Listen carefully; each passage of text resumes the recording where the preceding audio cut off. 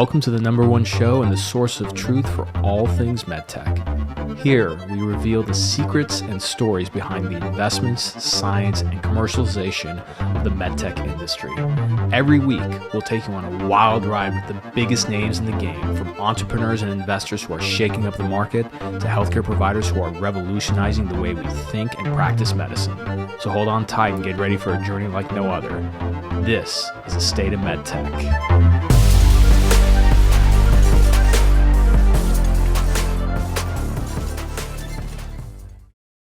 Welcome back to the show, everybody. And man, did I miss you all. I took about a week off, mainly because it was Thanksgiving, and I figured, hey, we should all take a week off, take some time to ourselves and our family. I went to beautiful Hawaii with my family, had an amazing time.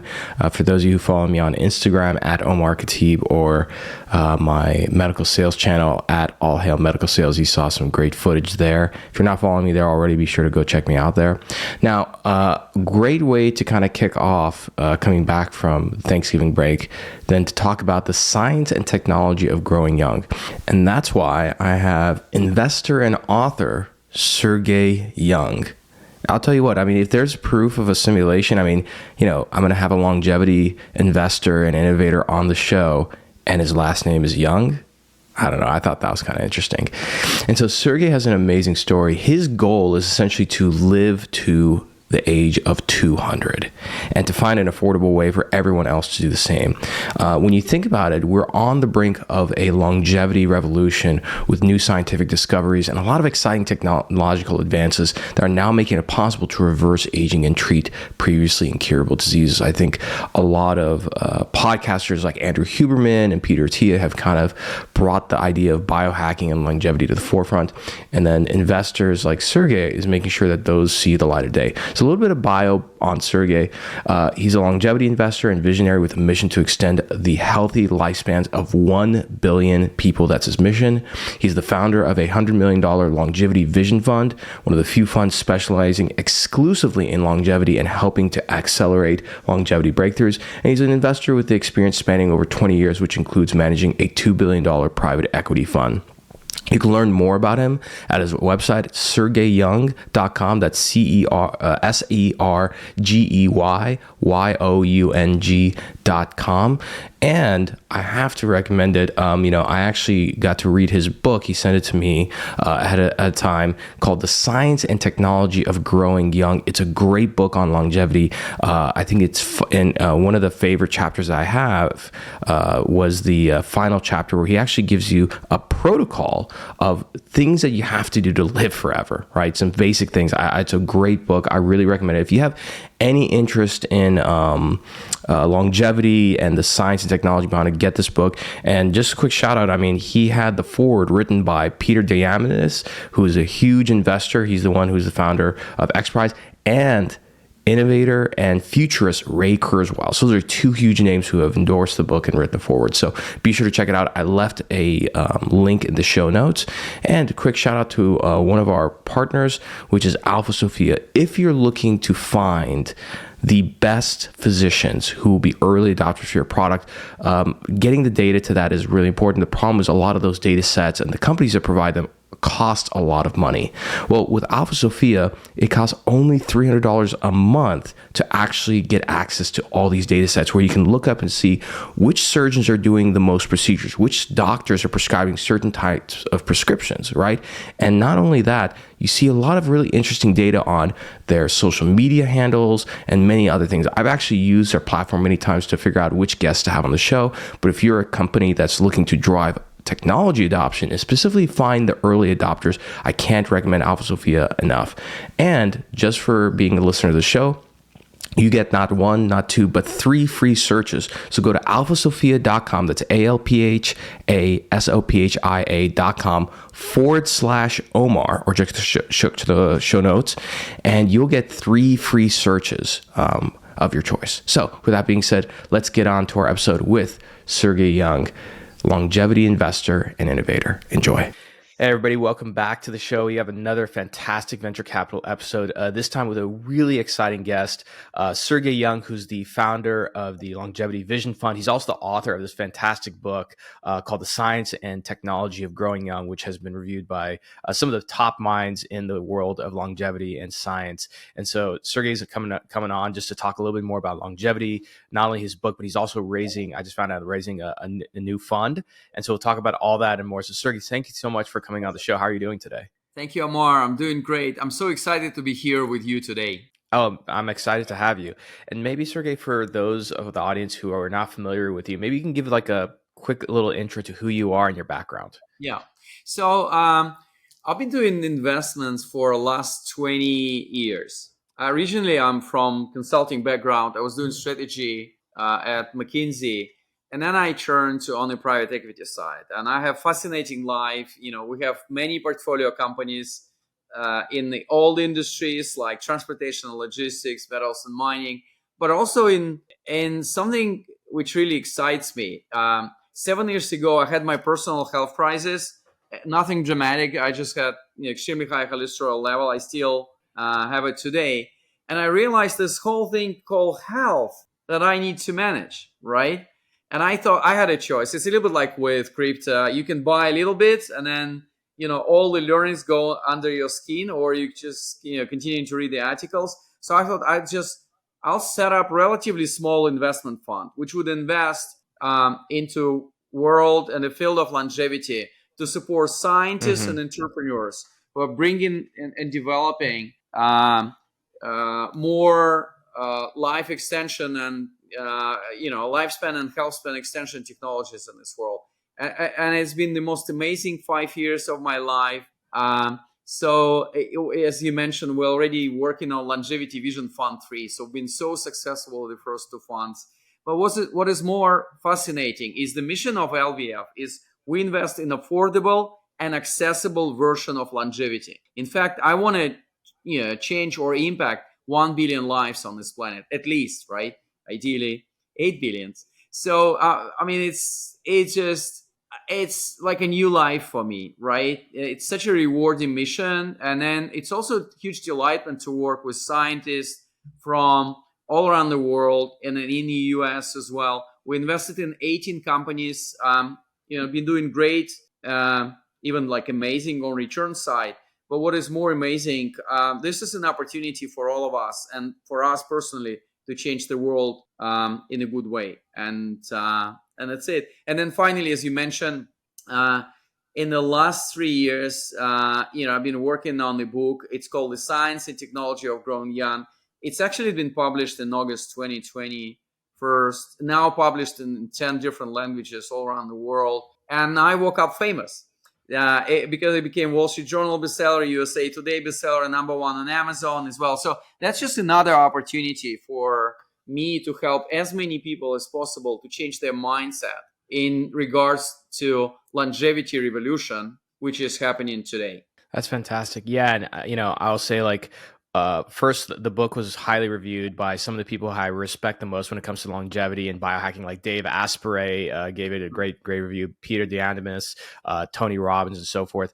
But I think the thing that really caught the thing that caught my eye about you is that when we think about longevity medicine, the first thing that people think about is that's medicine for rich people. But you're very specific on your LinkedIn profile saying that you want to impact 1 billion lives. So being a significant proponent of investing in longevity technologies, can you kind of talk to us a little bit about some of the more exciting breakthroughs that companies in the longevity space have had and that you've invested in? Yeah, great question. So, well, first of all, you're right. And I'm so proud, like more than 50% of the companies that we invest in are bringing, 10, 20, 50, not percent times improvement in terms of cost of particular treatment or intervention. And it's amazing. So we're investing in affordable diagnostic devices, relatively cheap ultrasound devices, digital AI powered stethoscopes, cancer. Yeah, with Echo. That's how I found out about you. Yeah, it is. Yeah, I mean, it's an amazing company. And it's, if we have more time, I'll tell you the story why Echo stethoscope looks like stethoscope in an old way. but it's completely, refurbished from the inside, technology-wise. We do a lot of, in the field of gene editing, gene therapy, because I'm a great believer. This is number one thing which is going to give us an opportunity in the next 10 to 20 years to redefine humans and our approach to health span and lifespan as well. So we 40% invested in gene editing, gene therapy. We also invest in the field of regenerative medicine, which is organ regeneration, epigenetic reprogramming, etc. So, people always ask me, Sergey, what is on the horizon? And what are the key 3 technologies that you're particularly excited about? And I just have to say, there are 2 horizons that I cover in my book. One is called Near Horizon of Longevity Innovation. And this is 5, 10, 15 years from now. It's already in the making. We can invest our time and resources into that. And it's going to be available to all of us in the next, say, 10 plus years. And then it's the other horizon called Far Horizon of Longevity Innovation. This is sci-fi, augmented humans, human brain AI integration. So let's not cover that right now, because we still need to work on that, and we need to solve a lot of ethical and regulatory dimensions of that. So 3 things in the near horizon of longevity innovation. As I mentioned, so one thing is gene editing, gene therapy. And let me just use example of one of the portfolio company for each of the dimensions that I mentioned. So it's going to be more specific for our audience. But gene editing, gene therapy, there's revolution happening in this field. And we invested in a company, it's called Tessera Therapeutics. It was founded by Flagship Pioneering, probably the most successful biotech fund in the world, founders of Moderna. And we relatively early investors there. So, think about CRISPR, right? Which is basically genetic scissors. And this is fundamentally different technology, which is helpful in the context of gene editing. So the Tessera's technology editing efficiency is 10 times better than CRISPR.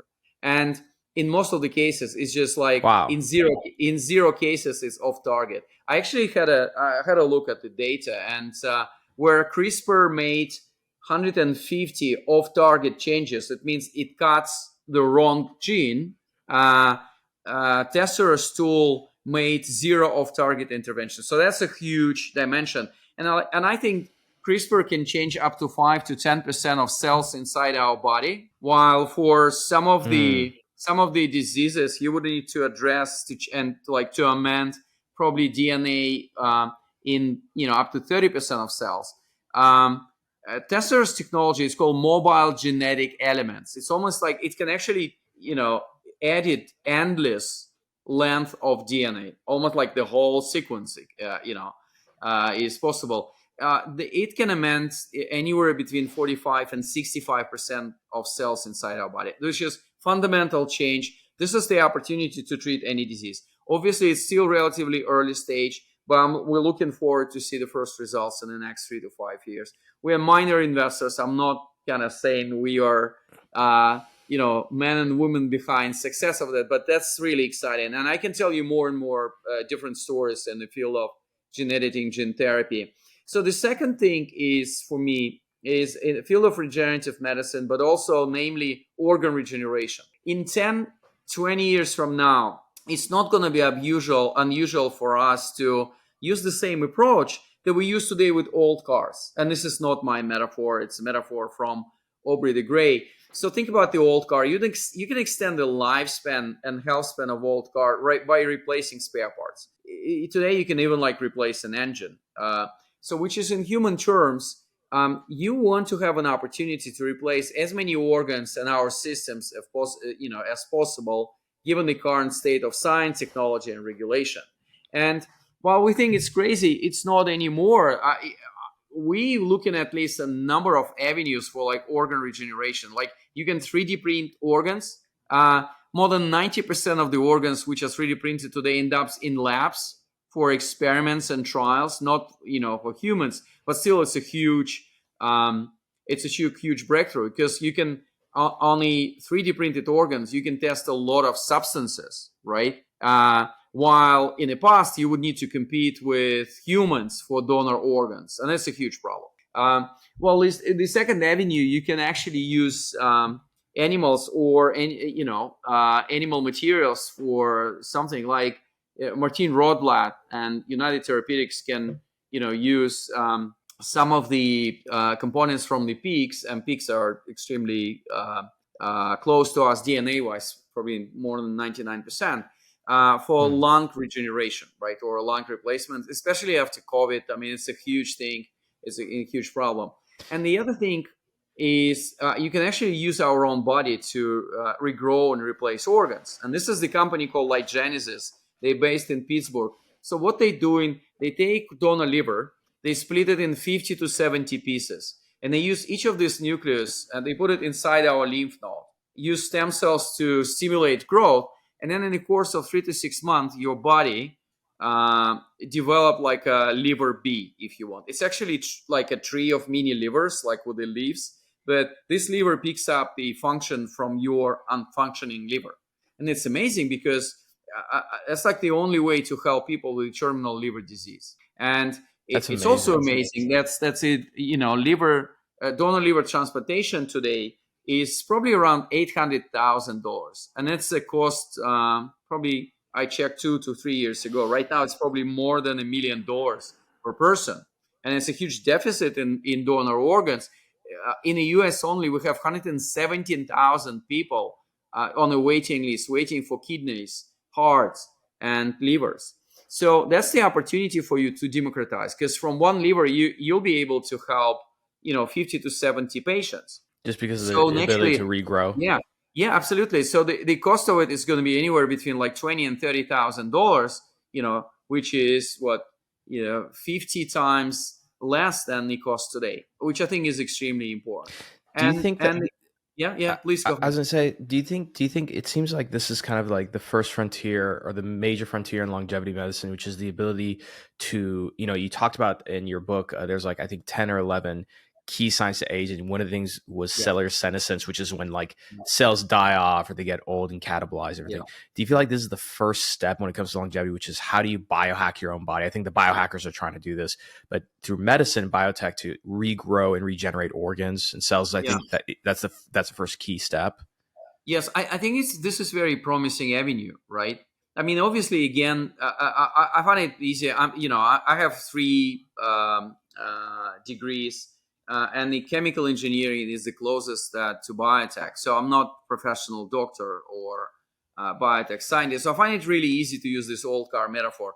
You can obviously like kind of try to extend the lifespan of existing engine, right?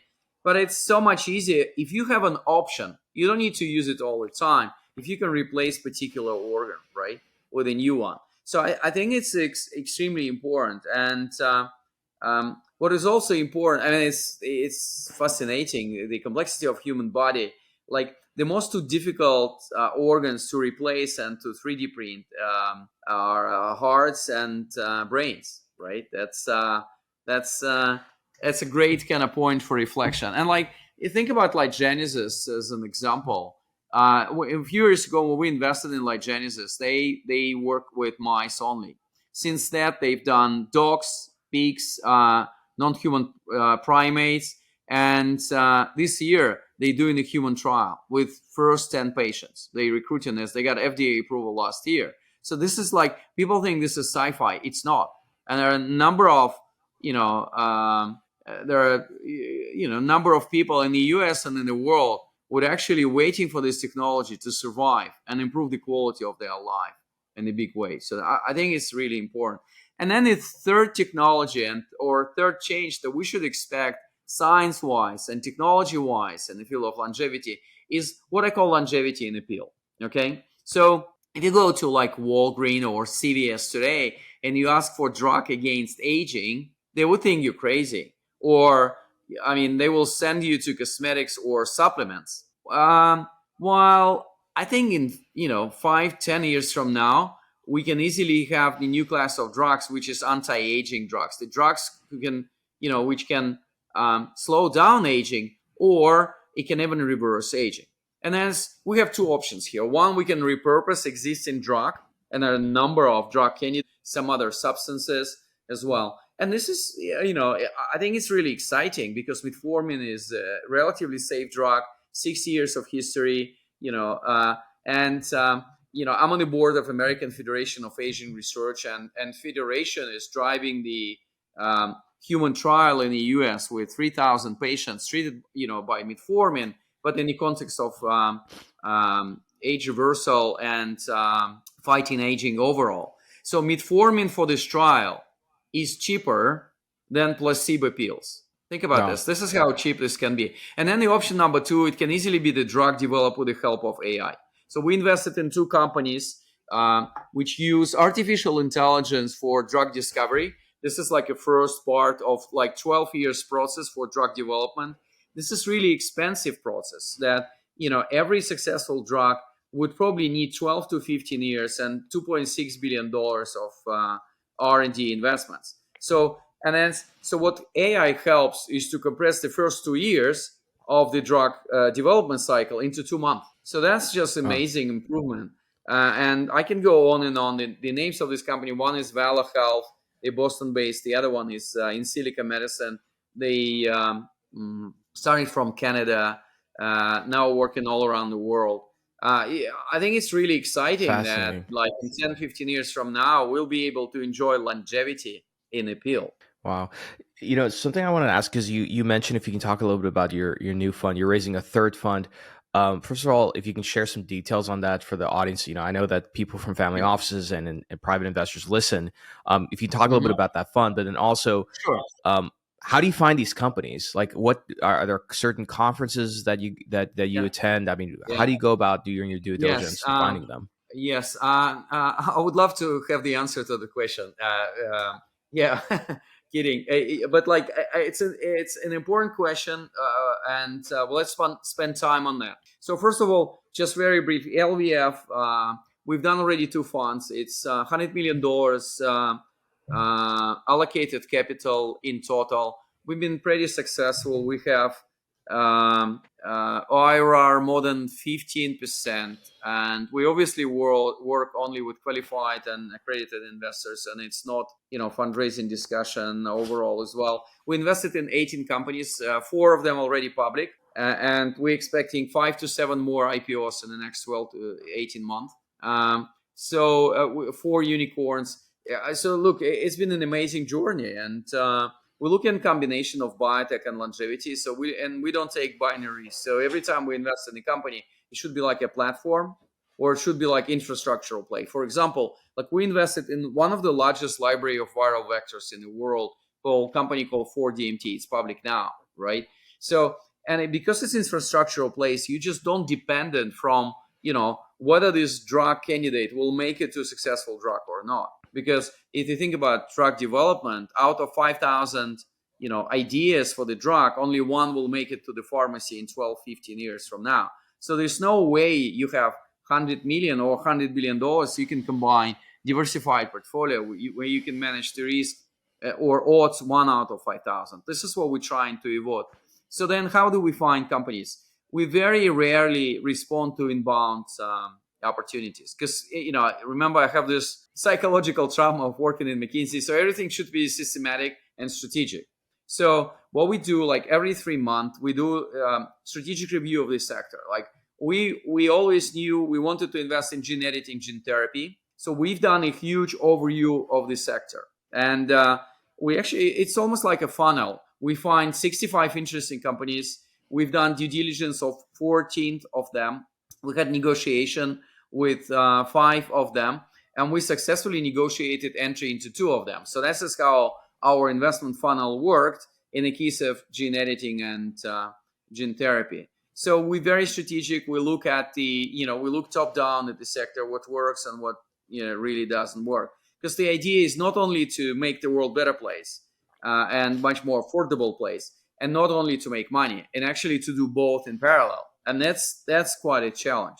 So that's number one. Number two, we very rarely invest in science only because, and it's probably relates to, experience of many investors who are on a podcast, listening to this podcast today.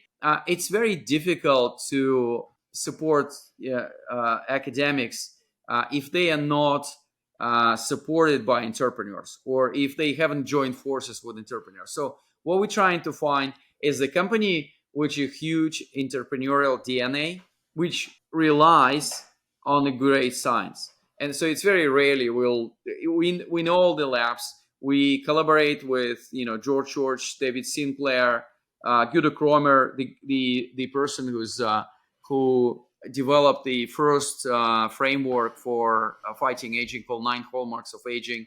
But we also make sure that we invest in the company, in a startup with a amazing scientific background, but not the opposite. Got it. Got it.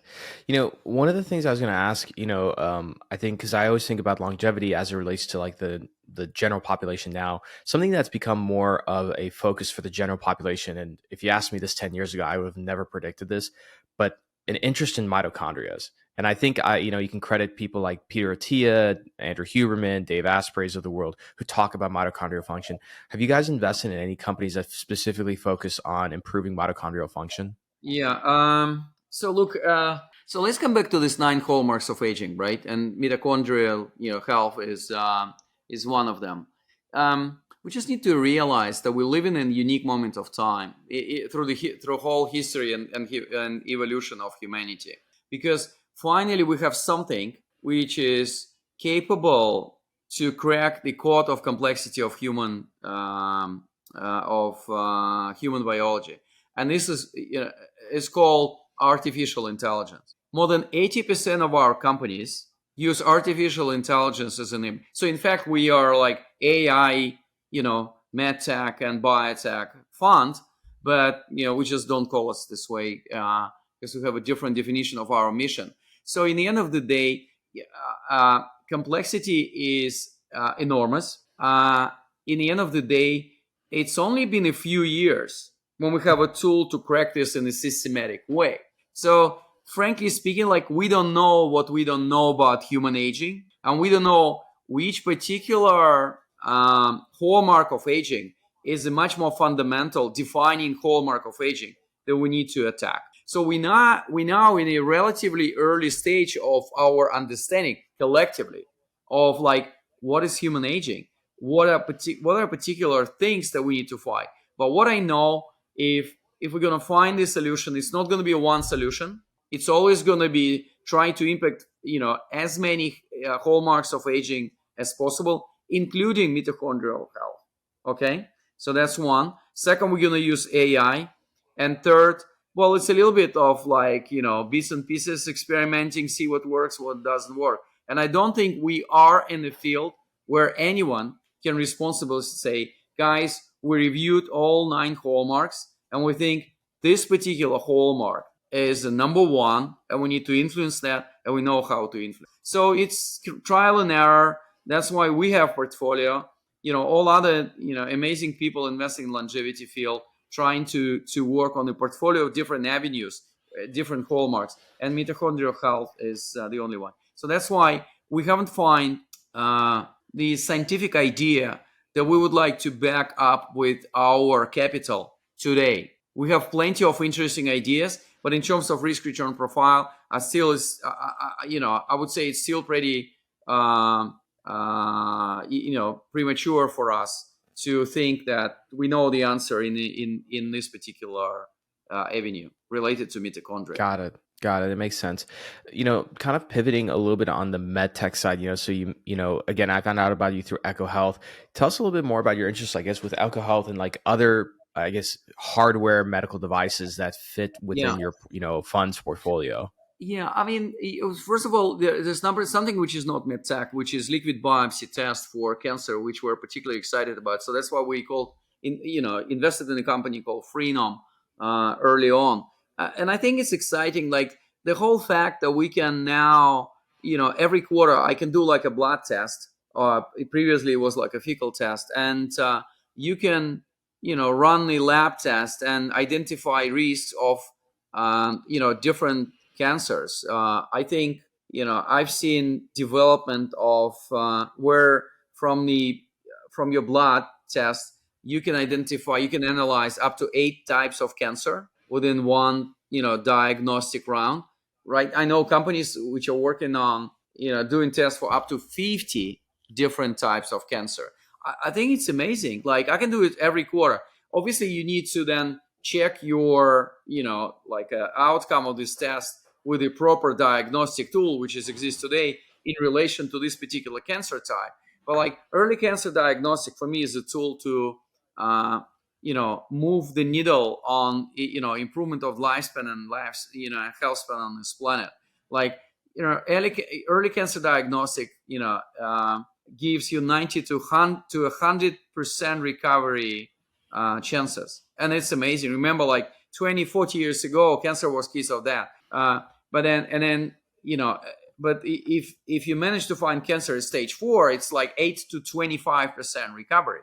So it's still case of that at this stage. So I'm like really excited. There are a number of companies working in this field. And coming back to your particular question on the MedTech is very tricky, because it's a huge consolidated industry. It's actually subject to disruption today because big tech like Google, Microsoft trying to move there. So, but it's really difficult to develop something in a MedTech space, which then can be a part of this huge, like $1 trillion market cap conglomerates. Okay, so this is the challenge. We've been lucky one because we're very selective and thoughtful. So we invested in a company like Eco Imaging. They have like a $2,000 a piece device similar to smartphone. It's actually similar to like a shaving machine for that we use, and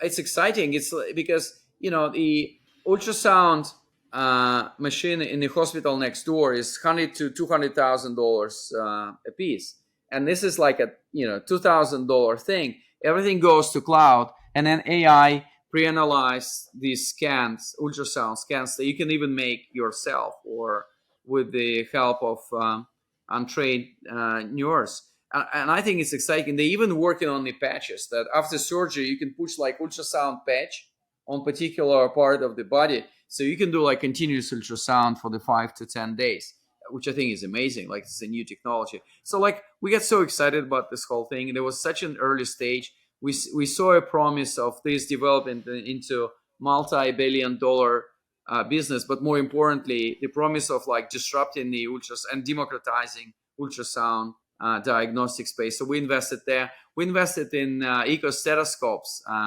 and this is amazing. And so when we saw them first time, we're like, guys, this is amazing AI powered device. You have a sensor, and then basically AI does all the job in terms of the sounds, heartbeats, electrocardiogram, etc. And we're like, but why it looks like the old, good stethoscopes, like it was developed 150 or 200 years ago. I don't remember. I think it's 150. And so what they told us, healthcare professionals are very conservative. And if you think about this, they have to be that way, right? Because the price of the risk is your life, right? So that's why when they run initial focus group, people are like, oh my goodness, like if you want to do a stethoscope like a smartphone, like, where's my symbol of power and knowledge, right? Can you guys leave? It should look like stethoscope, even if you change, the whole, this thing from inside.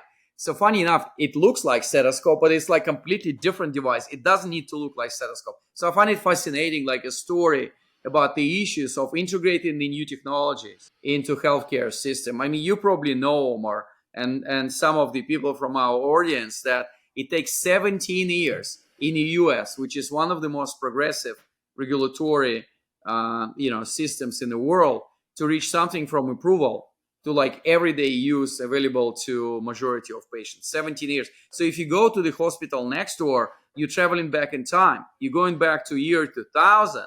And this is the state of the medicine and state of healthcare that you're experiencing, which is another huge problem. No, absolutely. Absolutely. I'm happy you share that. I think, that's the biggest thing about our industry is that it is quite conservative, but I think with the convergence of tech, a lot of changes are coming about. So I know that you're very tight on time today, so there is one question I do have to ask for the Yes, audience let's before talk you about it. go. Look, this is exciting. This is exciting. Look, so people would always ask me again. I'm not from healthcare industry. Like I'm just investor.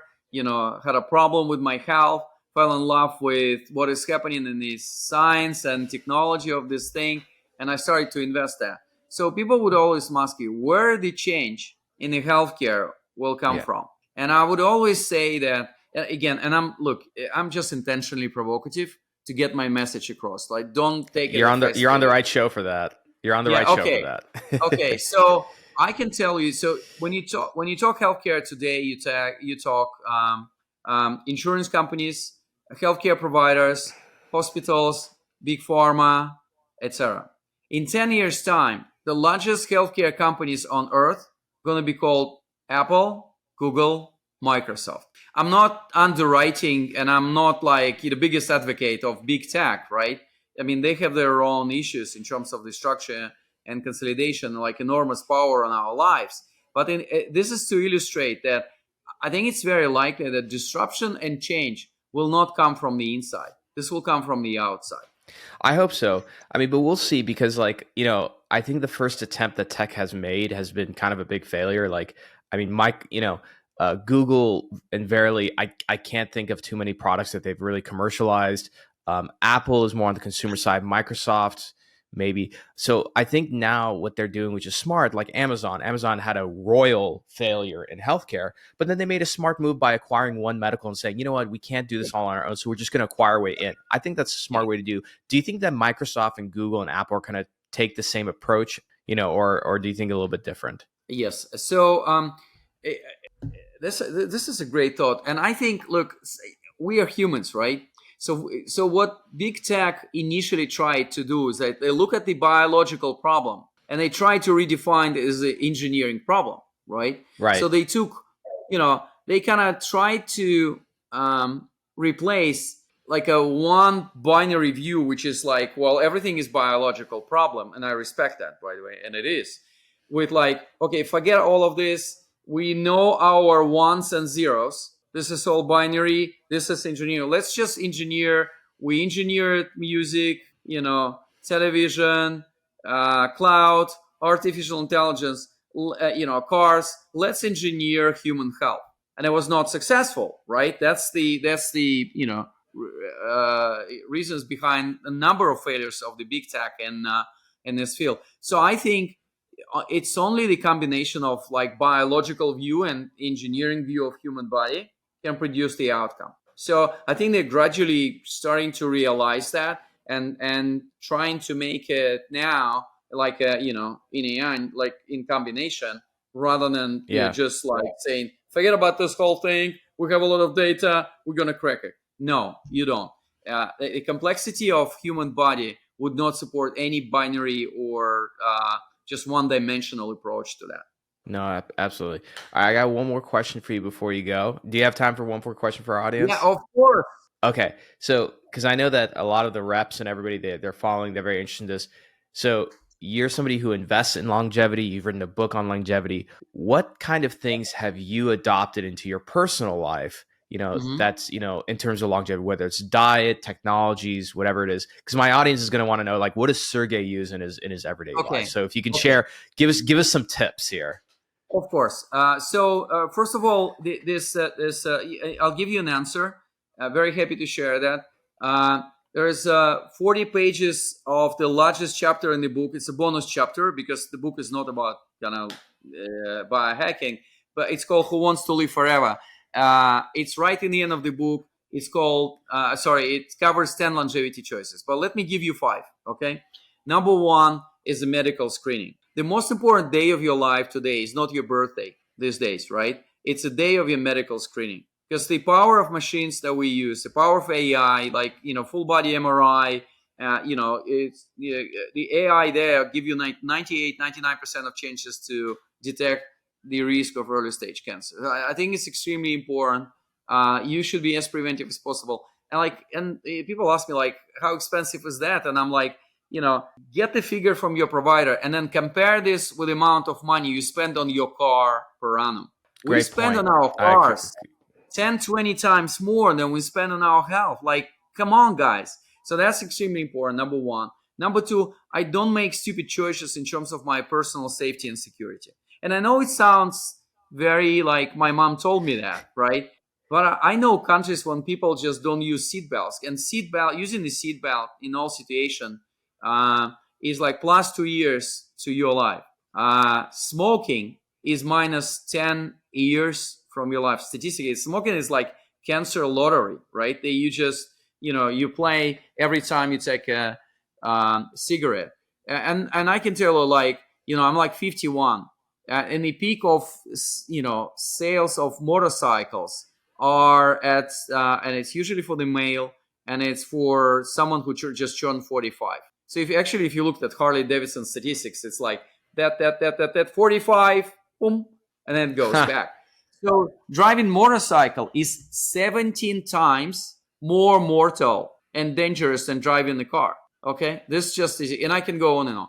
And then number 3 and 4 and 5 are more in the field of lifestyle. So one is a diet. There's a lot of disagreement in scientific field what extends your life, but it's only one agreement, that caloric restriction, so decreasing the number of calories you take every day by 15 to 25%, gonna add 2, 3, and even 5 healthy and happy years to your life.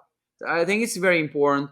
There are a number of avenues that you can take to decrease your calories. Like, I like fasting, so I fast like 36 hours every week. Some other people do intermittent fasting, when you consume your food in like 6 hours or 8 hours window every 24 hours. You can take, sugar from your diet. I'm actually experimenting. I have, a lot of great friends, and one of them run like 21-day non-sugar marathon. And it's amazing. And I've done a lot in my life, but this is like just taking out all the sugar for 21 days. I'm not telling you. That includes fruit. Yeah, of course. Yeah, fruits, like, oh my goodness. So what do you eat? What do you eat during that 21 days usually? Every time you mention something, I have a story about that. In the last 40 years, in genetic modification, the concentration of fructose in the fruit increased by a factor of 3 to 5 times. So the fruits that we eat today is not the fruits that we kind of saw 40, 50 years ago. So I do a lot of meat and fish, organic sources. Fish should be wild. I'm not going to go into the details of fish farming. I'm 100% with you on that. In my family, we only eat wild caught, no farm raised. And you can you can tell by the color even when you go to the store. Oh, absolutely. I agree. And then a lot of vegetables, and I love red wine. So like every Saturday I have like a glass or two red wine as well, but not during non-sugar shower. So that's on the diet front. And obviously, like, I drink only water, like tea. And for coffee, I'm like so receptive to caffeine. So I do only decaffeinated coffee, and it changed my life. I can have 2 or 3 espresso a day. It smells the same, tastes the same, but just you don't have this caffeine rush. Then number 4 is exercise. Yeah, go ahead, Omar. Oh no, I was just agreeing. I was totally agree with you. I love coffee, but I saw in your book, something you recommend, which I encourage, especially our reps who listen. They drink a lot of coffee. Don't have any coffee early in the morning. Don't do it after 4 p.m. because, like, first of all, it's going to mess up your sleep. And then early in the morning, you have these adenosine receptors that haven't worn off. The moment you have coffee on top of it, it's going to stay there. And then you end up having a crash and you just drink more and more coffee. Absolutely. Like, I think caffeine's okay, but have a little bit of it, Yeah, I think actually, like, knowing what I know about the way they do like decaffeinated coffee, it still have like 20-25% of caffeine, right? So I think I could think about this as like a milder version of caffeine drink. Yeah. And then you're right. And this is number 5 out of 5. I call it peace of mind. And it starts with the hard stuff called sleep. So I use Oura Ring, as you can see here, to measure my sleep. I saw your Oura, yeah. I use Whoop. Okay, great. Have it here. Nice.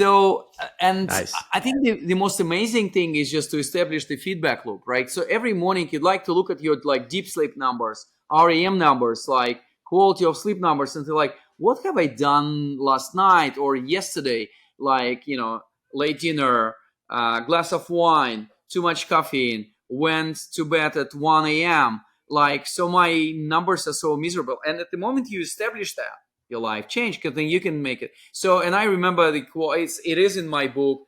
The quote is like, every evening we can visit the most powerful clinic in the world. We go to bed and we sleep. And I think it's important. My rule is like 8 hours in the bed, 7 hours of sleep. And then obviously like meditating, because we obviously like over attacked by information, stress, decisions that we need to make, in our life. So meditation and sense of purpose, right? If you are unhappy, you don't need, extra days and years to your life.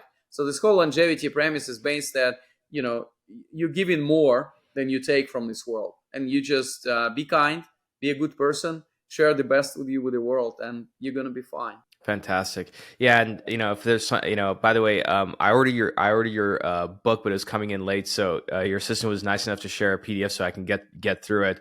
One of my favorite chapters, the 3 Myths was a great chapter, but I think personally, because I've read a lot of them, your last chapter on tips on how to live longer, that chapter, in my opinion, is actually better than a lot of books I've read on biohacking. So I thought it was a fantastic chapter. So I'll definitely put the link in the book in the show notes. Sergey, before you go, again, thanks for jumping on. I know you're busy, and so I'm really excited, especially excited for your new fund.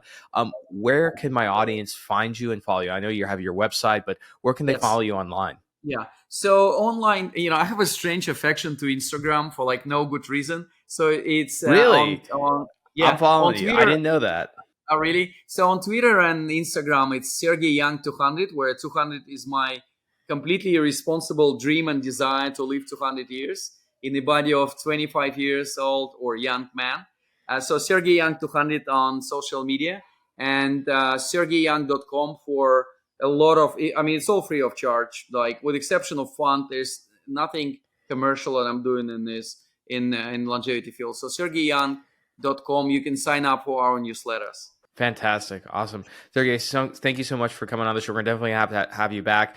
If you're watching the show, please don't forget to not only review the show with 5 stars, but also go buy Sergey's book, The Science and Technology of Growing Young. Go follow him on Instagram and Twitter and LinkedIn, and we'll see you all next time. Bye for now. Thank you. Thank you for enjoying another epic episode of The State of MedTech. If you're feeling inspired and love this episode, do us a favor, hit that subscribe button and turn notifications on so you never miss an episode. And be sure to give us 5 stars and write a short review, because that helps more people discover this amazing community of ours. If you're a company who has a executive that you'd like to be on the show, or perhaps you want to sponsor one of the episodes, shoot us an email at hello@khateebandco.com. Take care, and we'll see you next time.